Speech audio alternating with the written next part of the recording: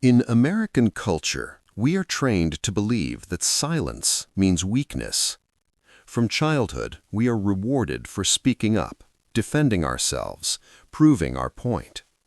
We are taught that if someone attacks us and we don't respond, we've lost respect, lost status, lost ground.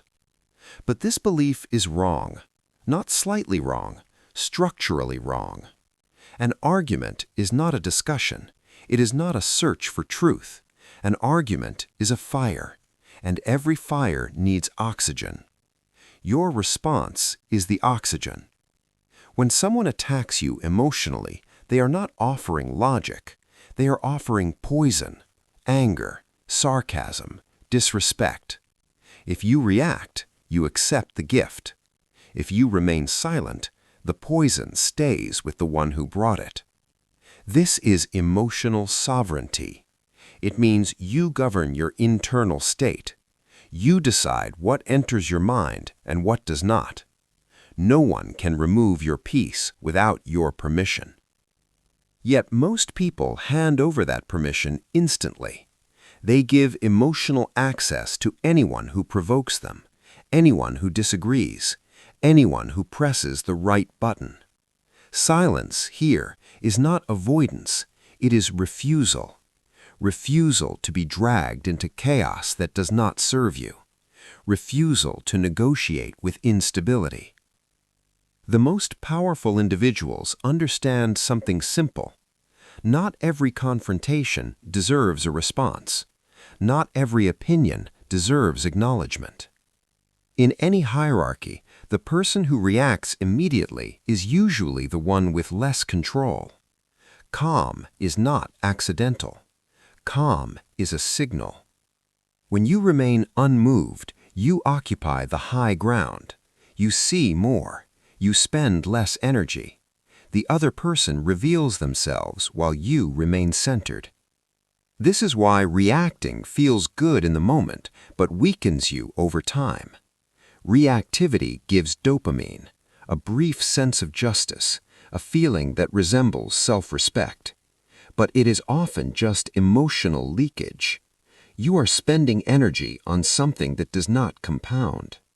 True self-respect is not defending your ego, it is protecting your clarity.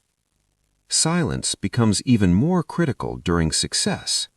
Most people understand the danger of speaking when angry. Very few understand the danger of speaking when excited. Victory floods the system with adrenaline. Confidence spikes. Judgment softens. That is when people overpromise. They agree too quickly, commit too much, say yes when restraint would have been wiser. Success is intoxicating, and intoxicated versions of yourself should not be making permanent decisions. Promises made in emotional highs are paid for in emotional lows. The version of you celebrating is not the version of you who will be exhausted and responsible later. Silence in success is discipline. It is a pause that protects your future self. It allows emotion to settle and logic to return. Powerful leaders do not rush to speak, not because they lack confidence, but because they respect consequences. They understand that time creates leverage, and leverage creates better outcomes. Silence does not mean indecision.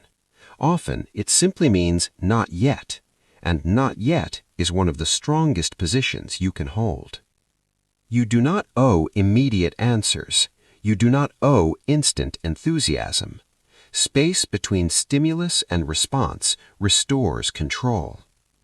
Silence is also the foundation of listening, real listening, not waiting to talk, not preparing a reply, understanding. Most people do not listen, they reload. This damages relationships. Someone comes to you emotional, overwhelmed, hurting, and you rush to fix. Solutions, logic, advice. But solutions offered too early feel like dismissal. They say your emotion is inconvenient. Silence, when paired with presence, creates sanctuary, a space where someone feels safe to speak without being corrected. That space builds trust, and trust outlasts intelligence. In leadership, this is called psychological safety. The most respected leaders are not the loudest. They are not constantly speaking. Their silence has weight. When they listen, people feel seen. When they speak, it matters. True silence takes effort. It requires ego restraint, tolerance for discomfort, patience with pauses. But those pauses create depth. Depth creates trust. Trust creates influence, and influence is stronger than being right. Once you master silence, the next discipline is knowing when to break it. Power is not muteness. Power is precision. Silence without intention becomes avoidance. Speech without intention becomes noise. Leadership lives between the two. Most people speak to relieve pressure, to discharge emotion, to feel acknowledged. Powerful people speak to shape reality. They don't speak to feel better. They speak to move things forward. That is why so many conversations feel draining. Nothing explosive happens, yet you walk away tired, scattered, diminished. Words were spent with no return. Once you understand silence as sovereignty, you stop using speech as therapy. You stop explaining yourself to people who have not earned clarity. You stop filling space just because space exists. Words become tools again, not emotional crutches. When you speak less, people listen more, not because you demand attention, but because scarcity creates value. Constant talk cheapens even strong ideas. Restraint concentrates them. This matters most with boundaries. Most people fail at boundaries not from weakness, but from over-explanation. They justify, they negotiate, they defend. Every extra sentence invites debate. Strong boundaries are quiet, stated once, calmly, without charge. No anger, no apology, just clarity.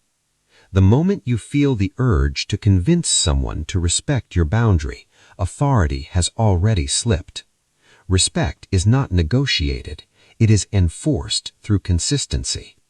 Often, silence after a boundary is more powerful than repetition. This discipline reshapes ambition.